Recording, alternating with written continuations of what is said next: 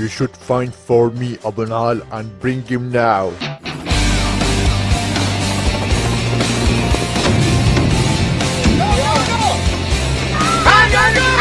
We got him! Go!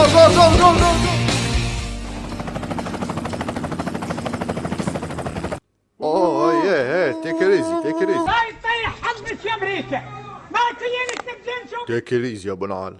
You are the only one deserve to be United States President. It is my great personal honor to present the 44th President of these United Thrilled States. onlookers by stepping out of their limousine. Welcome in my show, our new president, Abu Nal. لا تشاقه، أبو نعال صار رئيس أمريكا.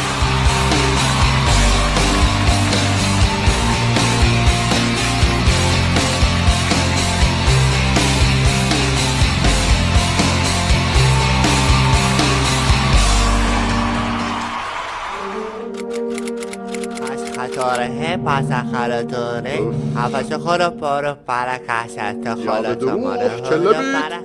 قد تحكي لي يقول متريق في سيفس وجاي. خلي اخابر اوباما انصب عليه، يقول لي اذا انت صرت رئيس وزراء ازين شواربي، وهو لو عنده شوارب ما كان حكاها. الو مستر اوباما، شلونك؟ فاين؟ لو كلينكس. شو صرت رئيس وزراء بدون دعمكم، وما اريد دعمكم والا اشتث شك وبعثي.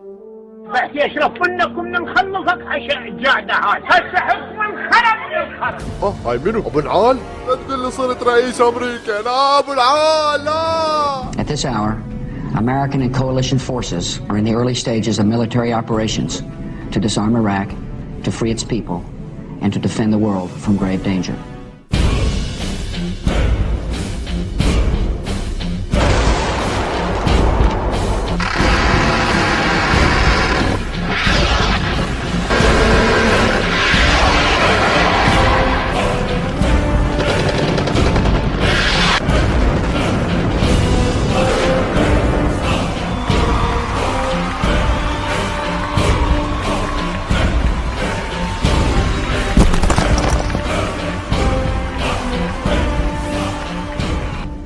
Ladies and gentlemen, we got him.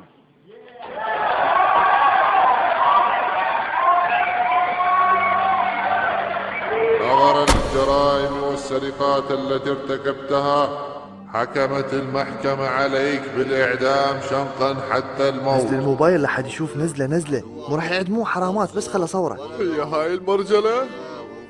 طالع عمري انا رئيس الوزراء، يجي ابو نعال ويوقع الاعدام مالتي؟ لا وش وقت؟ بعيد نوروز، يعني انا اموت والكراد يرقصون. زين انتوا اللي لابسين جوارب بروسكم تتذكرون شلون كنا نعدم سوا؟ يعني معقولة ما غزرت بيكم؟ انت ابني وفي التليفون لا اجي اكسره وانعل والديك.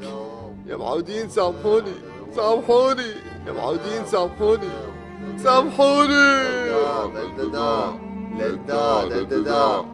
جاهزين للاعدام؟ 3 2 1. وقف الإعدام.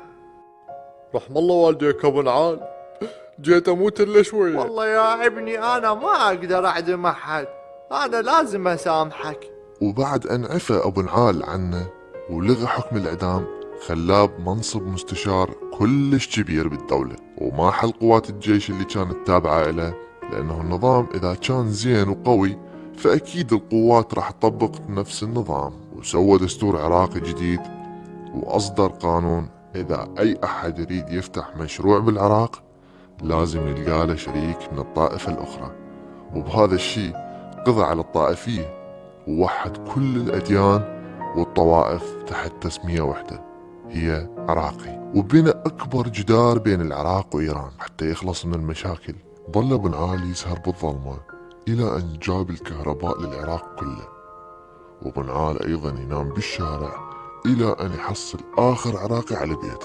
وبعدين صارت بغداد كلها عمارات وناطحات سحاب، وما أحكي لكم على برج بغداد اللي افتتحوه كل السياسيين العراقيين، وتوحد الشعب وصار الشعب العراقي واحد من أفضل الشعوب بالعالم.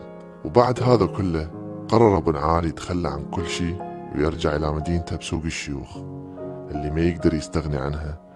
والحلو أن الناس هناك ما عاد يصيحوا لأبو نعال، لا، وإنما أطلقوا عليه لقب الزعيم.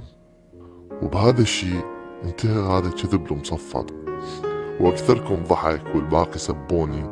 بس أتمنى أن تعلمتوا الشيء من أبو نعال، أنه نبني المجتمع وننسى الخلافات ونسامح بعضنا، وبعدين نبني بلدنا ونبعد كل من يحاول أن يفرق بيناتنا.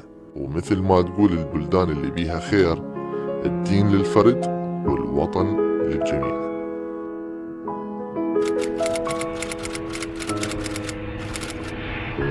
Only for Iraqis, please follow the red carpet.